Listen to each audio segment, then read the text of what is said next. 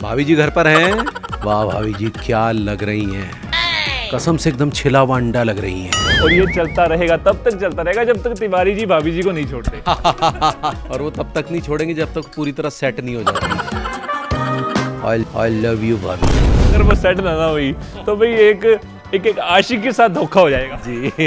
फिलहाल वो हमें अपसेट कर रही है, सेट नहीं हो रही। क्योंकि मुझे लगा कि ऑडियंस है इंडिया की, पता नहीं क्या सोचेंगे कि यार ये क्या हमारे संस्कार है कि दूसरे की बीवी से मोहब्बत कर रहा है, वो पड़ोसी तेरी बीवी से मोहब्बत कर रहा है, तो इसको बड़ा अन्यथा लेंगे।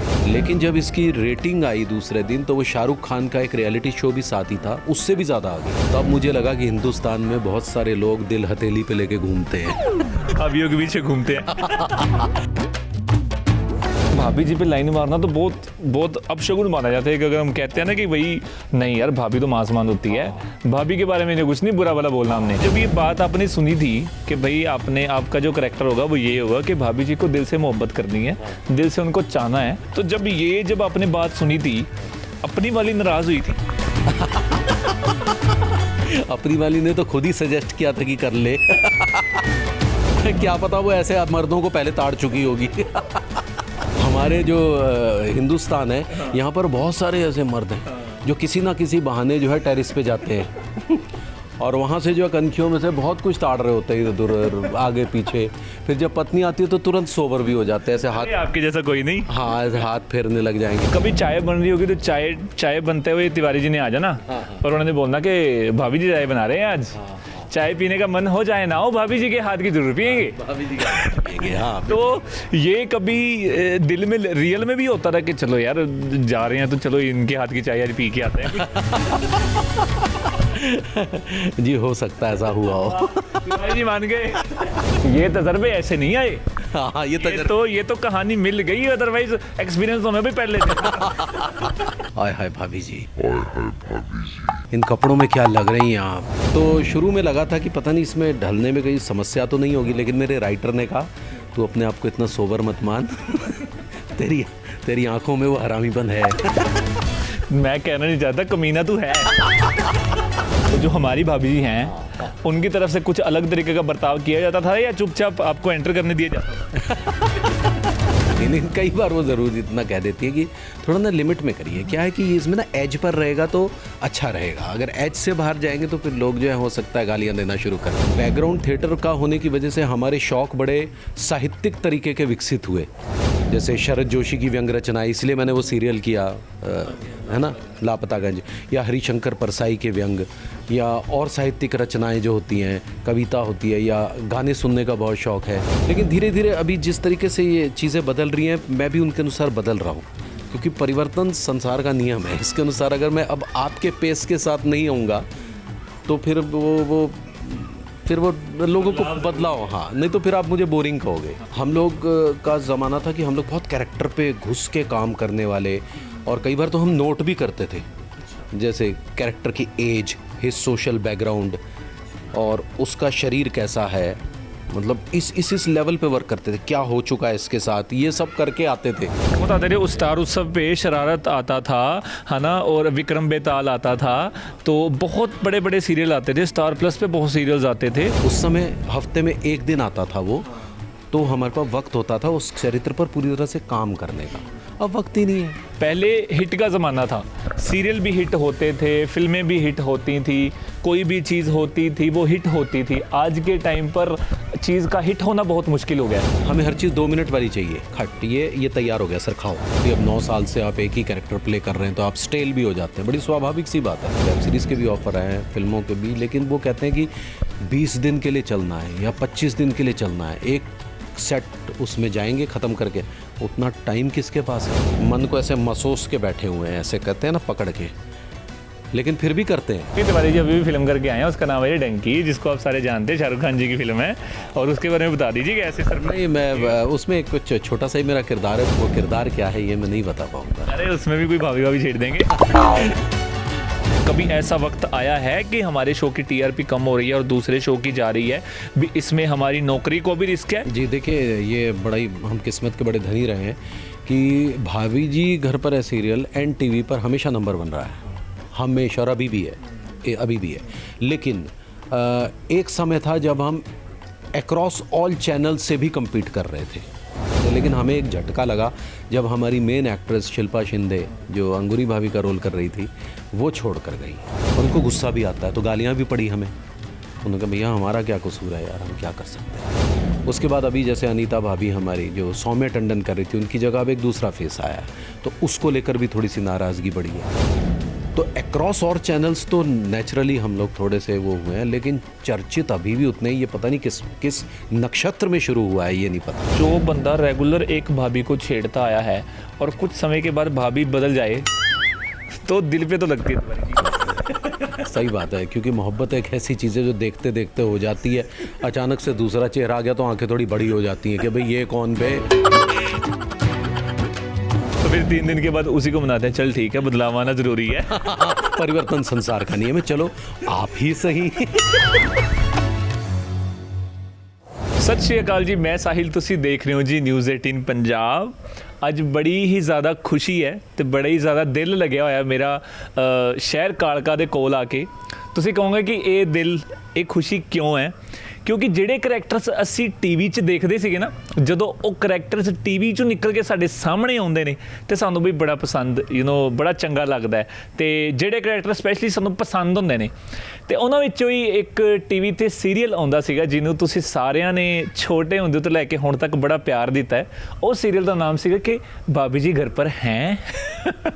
ਤੇ ਇਹ ਲਾਈਨ ਤੇ ਇਹ ਕਰੈਕਟਰ ਤੇ ਇਹ ਸੀਰੀਅਲ ਜਿਨ੍ਹਾਂ ਨੇ ਬੋਲਿਆ ਸੀਗਾ, ਜਿਨ੍ਹਾਂ ਨੇ ਇਹ ਲਾਈਨ ਬੋਲੀ ਸੀਗੀ, ਜਿਨ੍ਹਾਂ ਨੇ ਇਹ ਸੀਰੀਅਲ 'ਚ ਕੰਮ ਕੀਤਾ ਸੀਗਾ, ਉਹ ਫਾਈਨਲੀ ਨਿਕਲ ਕੇ ਹੁਣ ਤਿਵਾਰੀ ਜੀ ਮੇਰੇ ਕੋਲ ਆ ਬੈਠੇ ਨੇ। ਅੱਜ ਅਸੀਂ ਉਹਨਾਂ ਦੇ ਘਰ ਆਏ ਹਾਂ ਤੇ ਸਵਾਗਤ ਕਰਦੇ ਹਾਂ ਜੀ ਉਹਨਾਂ ਦਾ न्यूज़ 18 पंजाब हरियाणा ਦੇ ਇਸ प्लेटफॉर्म ਦੇ। तिवारी जी कैसे हैं आप? जी मैं बहुत अच्छा हूँ, बहुत बहुत शुक्रिया इतनी ज़बरदस्त इंट्रोडक्शन देने के लिए। और ये भाभी जी घर पर अभी चल रहा है और ये चलता रहेगा, तब तक चलता रहेगा जब तक तिवारी जी भाभी जी को नहीं छोड़ते। और वो तब तक नहीं छोड़ेंगे जब तक पूरी तरह सेट नहीं हो जाती। क्योंकि उनका सेट होना बड़ा जरूरी है। अगर वो सेट ना हुई तो भाई एक आशिक के साथ धोखा हो जाएगा जी। फिलहाल वो हमें अपसेट कर रही है, सेट नहीं हो रही। अच्छा तिवारी जी, शुरुआत में ही इतना खुश मिजाज है ना आप? हम कैमरे के पीछे भी जैसे बात कर रहे थे, दिल वाली बातें।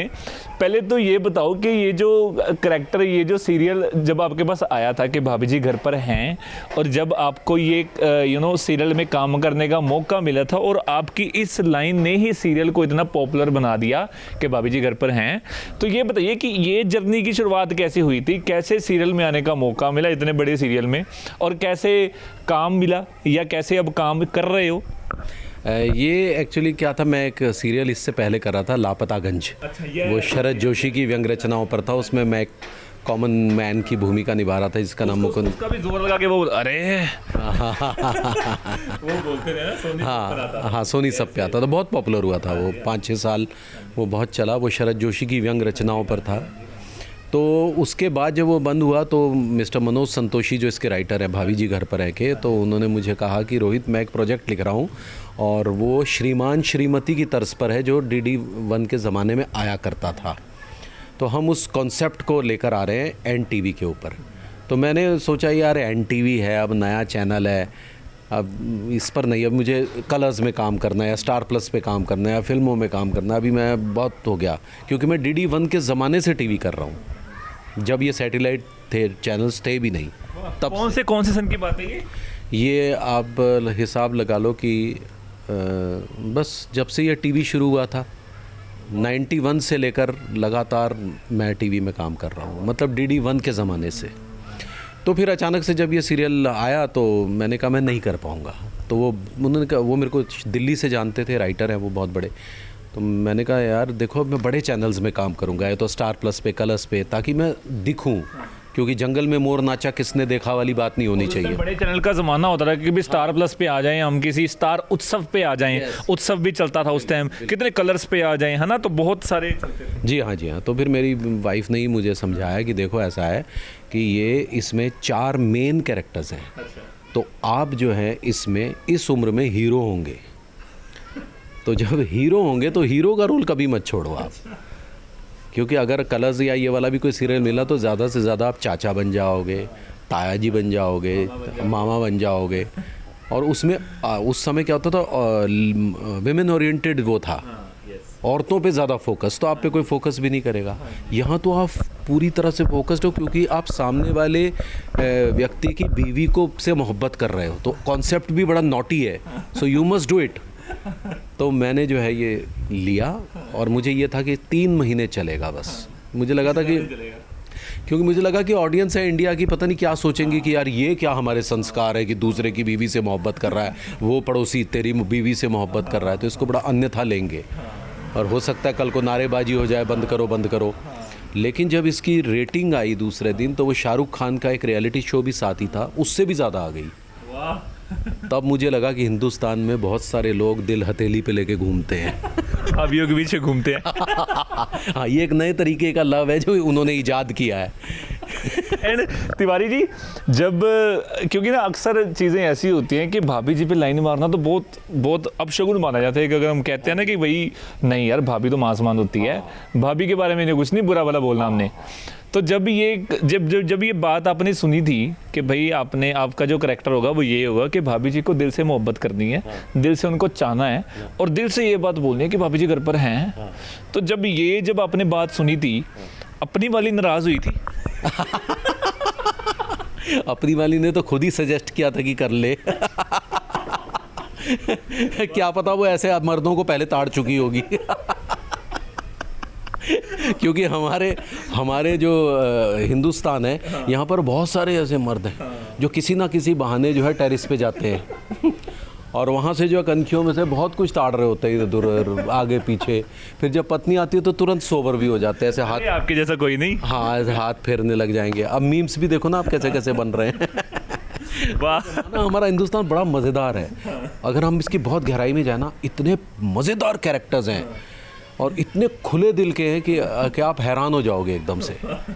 तो ये खुलापन जो है ना, ये हमने इसकी नॉटीनेस को बरकरार भाभी जी घर पर हमें रखा है। एंड तिवारी जी, जैसे ना गलती से कई बार ना ऐसे होता है क्योंकि सीरियल में ना बड़े बड़े छोटे छोटे कैरेक्टर मैंने बहुत ही मैंने ध्यान से देखे हुए हैं। कभी चाय बन रही होगी तो चाय बनते हुए तिवारी जी ने आ जाना और उन्होंने बोलना कि भाभी जी चाय बना रहे हैं आज, चाय पीने का मन हो जाए ना हो, भाभी जी के हाथ की जरूर पियेंगे, भाभी जी का पियेंगे। हाँ, तो ये कभी दिल में रियल में भी होता था कि चलो यार जा रहे हैं तो चलो इनके हाथ की चाय आज पी के आते हैं? जी हो सकता है ऐसा हुआ हो। तिवारी जी मान गए। शायद तभी इतना नॉटी रोल कर पा रहे हैं क्योंकि बहुत सारे एक्सपीरियंसेस भी तो जुड़े होते हैं ना एक एक्टर की लाइफ में। ये तजर्बे ऐसे नहीं आए। हाँ, ये तो कहानी मिल गई, अदरवाइज एक्सपीरियंस तो हमें भी पहले से था। तो बिल्कुल सही। दो चीज़ें ऐसी होती है कि जब हमें अपना कोई फेवरेट कैरेक्टर मिलता है ना, उसको बड़ा दिल से निभाते हैं। तो ये आपका फेवरेट कैरेक्टर है, आपने तभी भाभी जी को दिलो जान से मोहब्बत। जी हाँ, इससे पहले जो मैं सीरियल कर रहा था उसमें वो लापतागंज में वो एक बड़ा ही सोबर किस्म का एक कॉमन मैन है जो सोशल नॉर्म्स के लिए लड़ता है, पानी की समस्या के लिए, बिजली की समस्या के लिए। तो शुरू में लगा था कि पता नहीं इसमें ढलने में कोई समस्या तो नहीं होगी, लेकिन मेरे राइटर ने कहा तू अपने आप को इतना सोबर मत मान, तेरी आंखों में वो हरामीपन है। मैं कहना नहीं चाहता, कमीना तू है। और वो होना भी चाहिए, मैं आपको बताऊं। और ये अच्छी बात है, होने से ज़्यादा मानना बहुत बड़ी बात है। आप मान रहे हैं? यस बिल्कुल। देखिए है तो है। आज का ज़माना OTT का ज़माना है गुरु, इसमें थोड़ा सा खुलिए और आगे भी बढ़िए, तभी नए नए कंटेंट और कथानक खुलेंगे। अभी भाभी है तो एक और दो चैनल। नहीं तो फिर खोलिए और ठीक है करते रहिए फिर जो करना है। तिवारी जी, इसमें ना पूरे अगर सीरियल की बात की जाए ना, पूरे सीरियल में सारे ही कैरेक्टर बड़े मशहूर थे। अंगूरी भाभी है ना, या और भी जितने कैरेक्टर थे, दुकान वाले भैया जी हो गए जो बेचते, पुलिस वाले हो गए, दरोगा हप्पू सिंह, हाँ, एक सारे ही कैरेक्टर। एक चाचा जी हैं जो लंदन से आते हैं, उनकी नज़र ही जो है लड़कियों पे होती है। ये जो लाइन मिली है ना भाभी जी घर पर है, इसको छोड़ के अगर आप बाकी चीज़ों पे भी देखें तो थे सारे ही हरामी। तिवारी जी तो बस नहीं बदनाम है। हाँ, सारे ही हरामी, बिल्कुल सही कहा आपने। तो जब इस सीरियल को जब आप शूट करते थे, तब कई बार क्या डायलॉग्स में क्या क्या बदलाव आते थे उस समय पे, या जब सबका टाइम आता था कि भाई, क्योंकि ना ये जो लाइन मारने वाली चीज़ है ना, ये जब किसी बंदे के हिस्से में आते हैं ना, बंदा एक्टर चाहे हो ना हो, चाहे फ्रेशर हो, पर बंदा ये भी चीज़ ना बड़े शौक से करेगा कि अगर किसी पे लाइन मारनी है तो चाहे बात पुलिस वाले की करें, चाहे दरोगा जी की करें, या चाहे और भी जितने मेल करेक्टर हैं उनकी करें, सभी ने अपने जो लाइन मारने वाले सीन है वो बड़े बाखूब तरीके से निभाए हैं। तो जब ये सारे डिसाइड करते थे कि चलो जी आपके हिस्से ये आ रहा है, अंगूरी भाभी जो थे आपके हिस्से में थे, ठीक है, तो जब सारे डिसाइड करते थे कुछ सब में कुछ चीज़ें होती थी कि नहीं यार इन पे तो मेरा दिल है लाइन मारने का, आज आप रहने दीजिए, आज हम राइटर को बोल देते कि ये हमारे वाले लिख दे। देखिए राइटर ने जो लिख दिया वो तो खैर उस पर अमल करना होता था, लेकिन हमारी तरफ से इम्प्रोवाइजेशंस बहुत होती हैं। जैसे ऑन द स्पॉट कोई चीज़ आए, जैसे अचानक मेरे ख्याल में आया, वाह भाभी जी क्या लग रही हैं आप, तो जी नहीं, ऐसा लग रहा है जैसे अगर लाइट चली भी जाए तो ट्यूबलाइट जलाने की ज़रूरत ना पड़े, आप खुद ही एकदम ट्यूबलाइट लग रही हैं। तो मतलब इस तरीके की चीज़ें जैसे ऐड कर दी, वाह भाभी जी आप तो एकदम छिलावा अंडा लग रही हैं, मतलब उतनी चिकनी, मतलब तो ये इस तरीके की इम्प्रोवाइजेशन हम ऑन द स्पॉट जोड़ देते हैं। और ये तब अच्छी बात ये है कि राइटर्स उसको कहीं मान लेते हैं कि यार और जब ऐसे डायलॉग बोल के कोई टीवी पे आता था, जब घर जाते थे तो जो हमारी भाभी जी हैं उनकी तरफ से कुछ अलग तरीके का बर्ताव किया जाता था या चुपचाप आपको एंटर करने दिया जाता था कि नहीं आज आपने कुछ ऐसी अश्लीलता नहीं फैलाई, आप आराम से घर पे अंदर आ सकते हैं, तो बाकी कल की कल देखेंगे। देखिए क्या होता है ना कि मेरी वाइफ जो है ना सिंधी है, सिंधी, तो वो ये देखती है कि पर डे आया या नहीं आया, बाकी ठीक है। भाभी जी आप कीजिए, भाभी जी कीजिए, पर भाभी जी के साथ जो पैसा है वो भी हमको बराबर में आना चाहिए।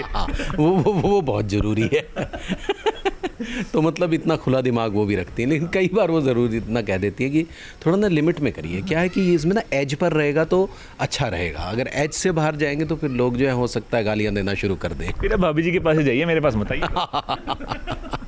एंड तिवारी जी चलो ये तो है ना हो गई हंसी हंसी की बातें, है ना, कुछ सीरियल को लेकर बातें। वैसे निजी ज़िंदगी में तिवारी जी कैसे हैं आप, मतलब क्या शौक़ आप रखते हैं, किस तरह का शौक़ आपको है, क्या चीज़ पढ़ना पसंद करते हैं, क्या चीज़ कहाँ घूमना पसंद करते हैं, और रहना आपको कहाँ पर पसंद है? फ़िलहाल तो बम्बई की ज़िंदगी बम्बई की होकर ही रह जाती है ना, तो बंदा अगर वहाँ पर काम कर रहा है तो बंदा वहाँ से टाइम निकाल नहीं पाता, क्योंकि वो एक बहुत बिजी शहर है ना बम्बई।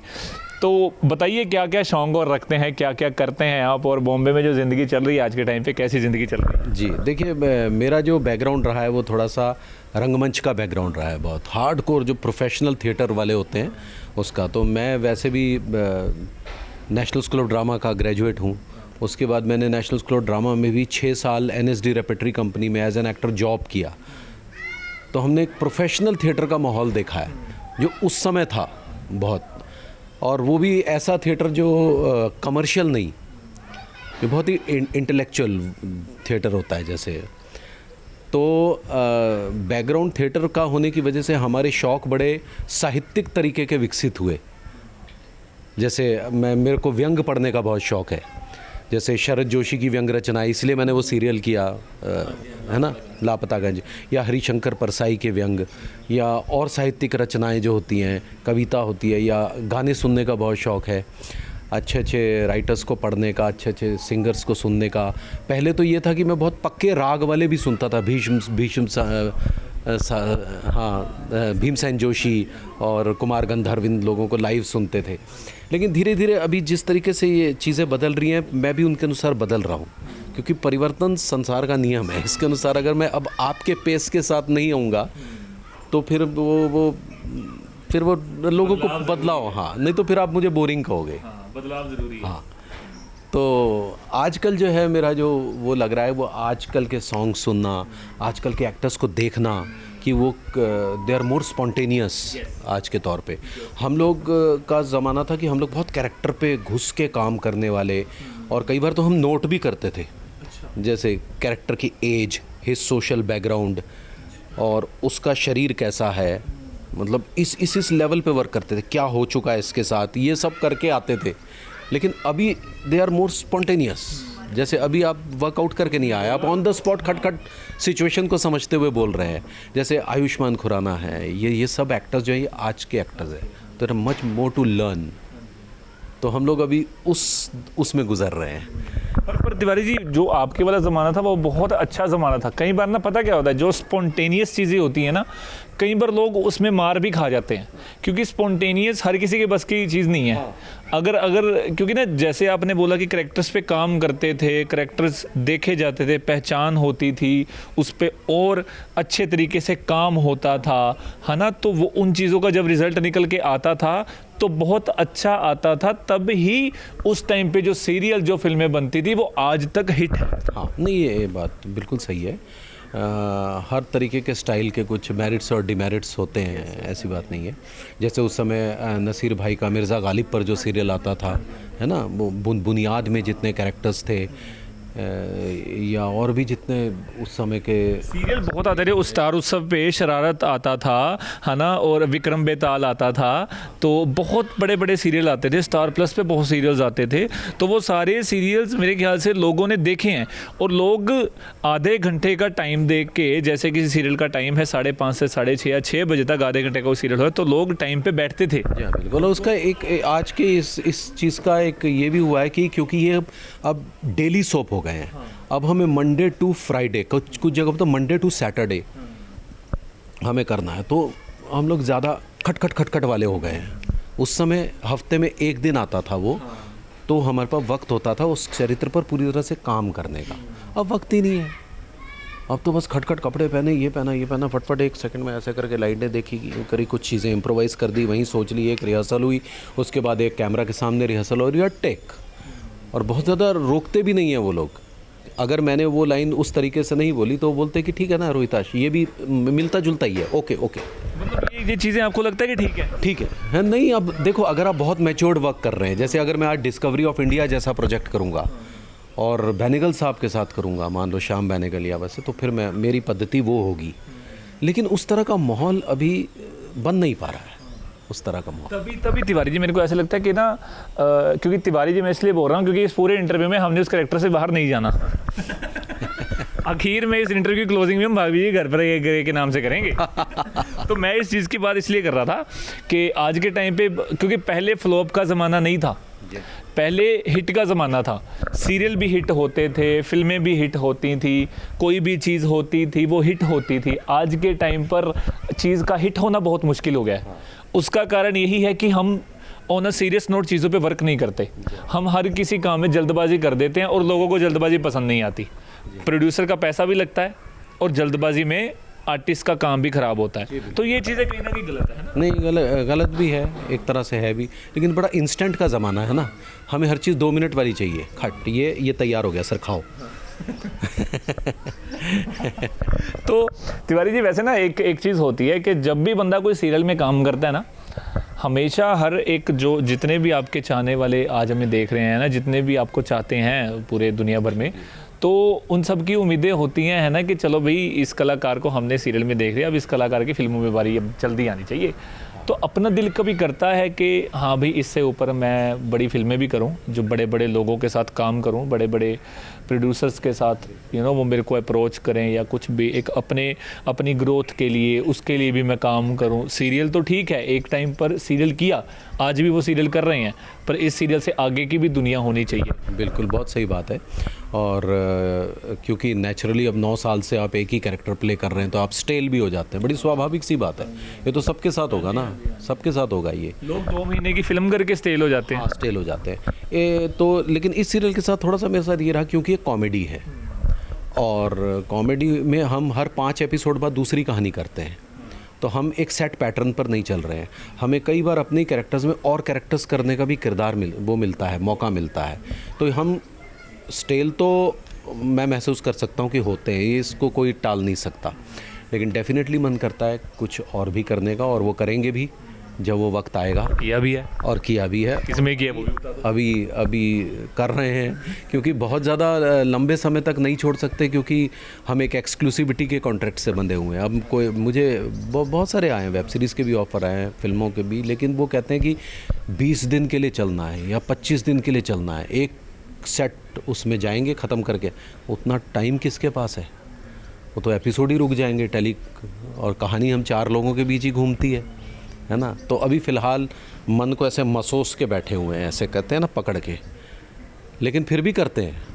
ऐड फिल्में करता हूँ बहुत सारी। अभी मैं ज़रूर बताना चाहूँगा कि तिवारी जी अभी भी फिल्म करके आए हैं, उसका नाम है ये डंकी, जिसको आप सारे जानते हैं, शाहरुख खान जी की फिल्म है, और उसके बारे में बता दीजिए कि ऐसे सर। नहीं, मैं उसमें कुछ छोटा सा ही मेरा किरदार है, वो भी मुझे इसलिए उन्होंने दिया क्योंकि मेरे पास टाइम ही नहीं है।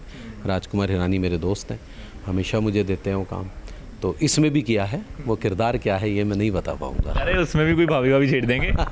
नहीं, वो बिल्कुल डिफरेंट किरदार है। भाभी नहीं छेड़नी? नहीं। इस बार कुछ और पकड़ा है जो छेड़ेंगे? जी हाँ, लेकिन बात जो है एक ज़बरदस्त व्यंग की है। और तिवारी जी सीरियल में कंपटीशन होता है बॉम्बे जाके भी? क्योंकि जैसे आपके चैनल का एक सीरियल है, जैसे भाभी जी घर पर हैं, दूसरे चैनल का भी एक सीरियल है, या आप ही के चैनल के 3 सीरियल और हैं, और आपके सीरियल, क्योंकि ना अब देखो जो काम में क्या होता है कि जैसे कि एक सपोज करो कि एक चैनल है, चैनल में 4 तरह के 4 सीरियल टोटल चलते हैं, जिसका टाइम है 1 से 1:30 बजे तक, 1:30 से 2:30 बजे तक, 2:30 से 3:30, 3:30 से 4:30। तो चारों सीरियल को मिलाकर ना टीआरपी देखी जाती है, किस सीरियल की टीआरपी ज़्यादा जा रही है। तो जो टीवी का ओनर होता है वो उस शो को बढ़ावा और दे देता है जिसकी टीआरपी जा रही है। तो अपने आप को कभी इन चीज़ों में कंपटीशन लगा है कि यार भी हमारे शो की, कभी ऐसा वक्त आया है कि हमारे शो की टीआरपी कम हो रही है और दूसरे शो की जा रही है, भी इसमें हमारी नौकरी को भी रिस्क है? क्योंकि हम कर तो सारे नौकरी ही रहे हैं, कर तो हम सारे अपना जॉब ही रहे हैं, है ना।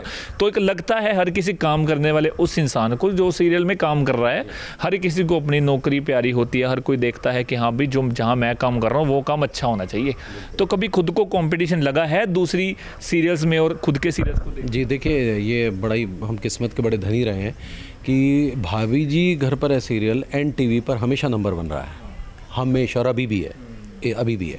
लेकिन एक समय था जब हम अक्रॉस ऑल चैनल से भी compete कर रहे थे, मतलब उन चैनल्स के टीवी शोज से भी compete कर रहे थे। लेकिन हमें एक झटका लगा जब हमारी मेन एक्ट्रेस शिल्पा शिंदे, जो अंगूरी भाभी का रोल कर रही थी, वो छोड़ कर गई।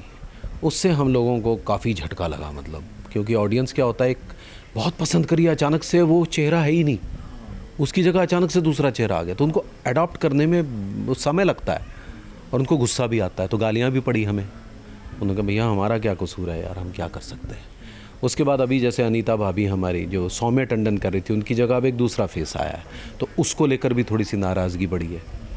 तो अक्रॉस और चैनल्स तो नेचुरली हम लोग थोड़े से वो हुए हैं, लेकिन चर्चित अभी भी उतने ही, ये पता नहीं किस नक्षत्र में शुरू हुआ है ये नहीं पता, तो वो कम नहीं हुआ है और पॉपुलैरिटी भी कम नहीं हुई है, लेकिन डेफिनेटली ये नुकसान तो हमने झेला है। और जैसे ना अब इसमें थोड़ी मैं बात और ऐड करना चाहूँगा कि एक इंसान के लिए ना, जो बंदा रेगुलर एक भाभी को छेड़ता आया है और कुछ समय के बाद भाभी बदल जाए तो दिल पे तो लगती है तुम्हारी। हाँ, सही बात है, क्योंकि मोहब्बत एक ऐसी चीज़ है जो देखते देखते हो जाती है, अचानक से दूसरा चेहरा आ गया तो आंखें थोड़ी बड़ी हो जाती हैं कि भाई ये कौन बे। तो फिर 3 दिन के बाद उसी को मनाते हैं, चल ठीक है बदलाव आना ज़रूरी है। परिवर्तन संसार का नियम है, चलो आप ही सही। मतलब छेड़नी हमने भाभी है। हाँ भाई, भाभी छेड़नी है, एक तरह से खुशी भी होती है, चलो दूसरा चेहरा है तो चलो ठीक है, चलो बदलाव आना चाहिए। और बदलाव के साथ ना मन और ललचाता है कि चलो ठीक है भाभी जी, अब आपको आंख मार लेंगे। तो तिवारी जी एक चीज़ और देखी जाती है कि ना, बहुत लोगों के साथ हमारे रिश्ते और मजबूत हो जाते हैं। तो अभी कौन कौन से दोस्त आपके बॉलीवुड की नगरी में बसे हैं, किन किन के साथ आपका प्रेम प्यार है, और किन किन के साथ आपको लगता है कि हाँ इन लोगों का मेरी ज़िंदगी में आज तक मेरे को आगे लाने में बहुत बड़ा योगदान रहा है? चाहे क्योंकि जैसे आप बोला कॉन्ट्रैक्ट में बंधे हुए हैं, है ना, या कुछ भी है, पर फिर भी वो लोग हमें बहुत सपोर्ट करते हैं पीछे रहकर भी। तो कौन कौन से लोग ऐसे हैं जिनको आप अपनी ज़िंदगी में एक अहम मानते हैं कि भाई ये कलाकार हैं, या जो कलाकार नहीं भी हैं ये इंसान हैं, इनका मेरी ज़िंदगी में बहुत बड़ा योगदान? देखिए, 2 लोग तो मुझे बहुत इम्पोर्टेंट मिले हैं। एक तो मिस्टर अश्वनी धीर साहब, जिन्होंने इंडियन टेलीविज़न को ऑफिस नाम से सीरियल दिया, आपको पता ही होगा। हमने भी उनके साथ बहुत सारे सीरियल किए, लापतागंज भी वही बनाया करते थे।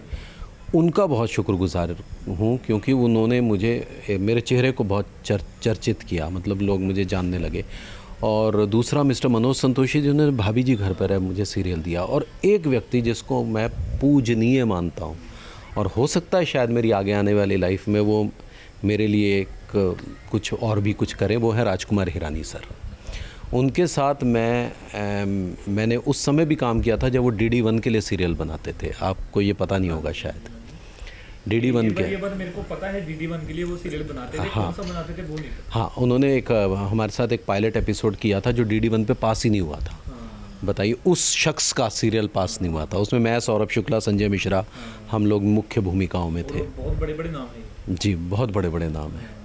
तो इन लोगों का बहुत शुक्रिया अदा करूंगा। और मेरे कुछ ड्रामा स्कूल के बड़े बेहतरीन दोस्त हैं जिनमें सौरभ शुक्ला है, अपना ये मुकेश तिवारी हैं, बहुत अच्छे मेरे मित्र हैं। हिमानी शिवपुरी जी बहुत अच्छे मित्र हैं। और इसमें जो अनूप उपाध्याय रोल करते हैं चाचा जी का हमारे उसमें भाभी जी, और आसिफ शेख जो भभूति जी का रोल करते हैं, ये कुछ लोग हैं जीवन में जुड़े हुए जो बहुत बेहतरीन है। बाकी तो हमारी मद्दर का, पिताजी का आशीर्वाद है।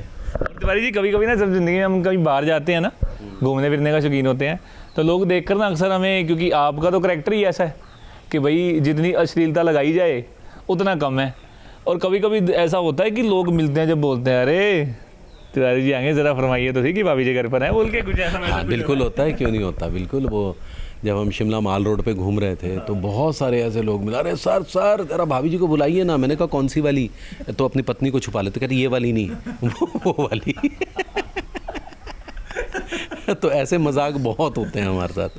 हाँ। और तिवारी जी, ज़िंदगी में और आने वाले कौन कौन से प्रोजेक्ट हैं जो आपके अभी लाइंड अप में हैं, या और इस सीरियल को लेकर और क्या आपकी प्लानिंग है, क्या आपका और दिल है आगे के आने वाले जो विचार? देखिए, फ़िलहाल तो मेरा मैंने जैसा कि आपको बताया कि मैं एक्सक्लूसिविटी के कॉन्ट्रैक्ट से ZTV के साथ बंधा हुआ हूँ, ये तो रहेगा ही। इसके बाद मेरी कुछ इस तरह की फ़िल्में करने का बहुत विचार है। जैसे आजकल जो एक ट्रेंड शुरू हुआ है, जैसे बधाई हो आई है, जो हाँ जिसमें हमारे जैसे कैरेक्टर्स खपते करने यही काम है, मतलब छेड़ने छुड़ने वाले काम ही करने हैं, कोई अच्छे काम नहीं हमने करने। देखिए, अगर आप मुझे ये कहें कि मैं जो हूँ वो अभी कुछ बहुत धार्मिक सा कुछ करने लग जाऊँ तो नहीं, वैसे टीका आपने लगाया है, पंडित जी का रोड़ा बड़ा अच्छा करेंगे। वो भी फनी पंडित जी। उसमें भी कुछ ना कुछ करेंगे। हाँ, क्योंकि दौर ऐसा है, OTT का दौर है, और यंग जनरेशन्स जो है ना बहुत पैपी चीज़ें चाहती हैं, बहुत ही। जैसे मैंने अपनी बेटी को एक बड़ा पुराना गाना सुनाया, बहुत पुराना गाना, गाड़ी में लगा दिया मैंने। वो गाना बोलूँगा नहीं तो फिर अजीब हो जाएगा। मैंने कहा बेटा कैसा लगा?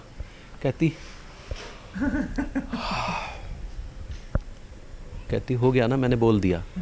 अब तो मैंने कहा यार ये आजकल की जनरेशन है, मैं इनको क्या बोलूँ यार, मैं इनको क्या बोलूँ। तिवारी जी, वैसे बॉम्बे में ना जो हमारे पंजाब के गाने हैं ना, वो ना पूरी दुनिया में बड़े मशहूर हैं। चाहे कोई भी इंसान हो दुनिया में कहीं भी रह रहा हो, हमारे पंजाबी गानों की तारीफ वो ज़रूर करते हैं कि भाई पंजाब के जो गाने हैं वो सदाबहार हैं, वो फॉरएवर हैं। आप सुनते हो पंजाबी गाने? जी हाँ, बिल्कुल सुनते हैं। शुरू में मुझे थोड़ा सा वो इतने अच्छे नहीं लगते थे, लेकिन धीरे धीरे जो है मुझे हमारे बॉलीवुड का भी माहौल बहुत बदल रहा है और बहुत ज़बरदस्त तरीके से वो यंगस्टर्स के बीच में घुस रहे हैं वो गाने, और हमारा भी पार्टियों में उस पर थिरकने का मन करता है। बहुत बहुत मज़ेदार है, बहुत ही गज़ब, और गज़ब की एनर्जी है।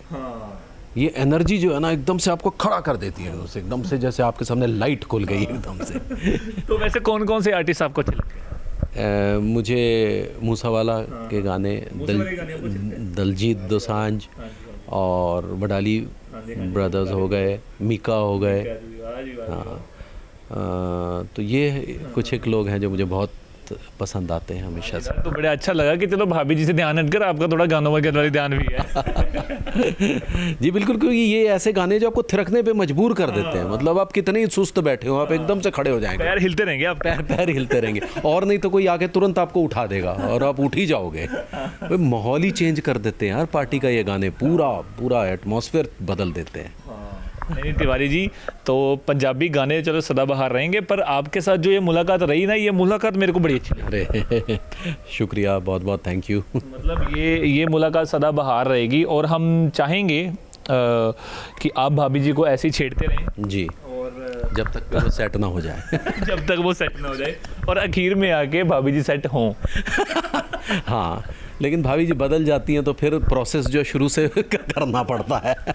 ਉਹ ਜਿਵੇਂ ਨਾ ਇੱਕ ਨਾ ਉਹ ਕਿਉਂਕਿ ਨਾ ਛੋਟੇ ਹੁੰਦੇ ਸਕੂਲਾਂ 'ਚ ਨਾ ਇੱਕ ਮੁੰਡਾ ਨਾ ਕੁੜੀਆਂ ਪਿੱਛੇ ਕਈ ਮੁੰਡੇ ਕੁੜੀਆਂ ਪਿੱਛੇ ਬੜੇ ਗੇੜੇ ਲਾਉਂਦੇ ਆ ਤੇ ਜਦੋਂ ਉਹ ਕੁੜੀ ਕਲਾਸ 7th ਵਿੱਚ ਜਾਂ 8th ਵਿੱਚ ਆ ਕੇ ਮਸਾ ਸੈੱਟ ਹੋਣ ਲੱਗਦੀ ਹੈ ਤਾਂ ਜਦੋਂ 10th ਤੋਂ ਬਾਅਦ ਉਹਨੂੰ ਕੁੜੀ ਨੂੰ ਸਮੈਸਟਰ ਚੇਂਜ ਕਰਨਾ ਪੈਂਦਾ ਤਾਂ ਕੁੜੀ 2 ਸਾਲ ਲਾ ਕੇ ਹੁਣ 8ਵੀਂ 'ਚ ਕੁੜੀ ਸੈੱਟ ਹੋਈ 10ਵੀਂ 'ਚ ਫਿਰ ਛੱਡ ਕੇ ਭੱਜ ਗਈ ਉਹਨੇ ਸਕੂਲ ਚੇਂਜ ਕਰ ਲਿਆ।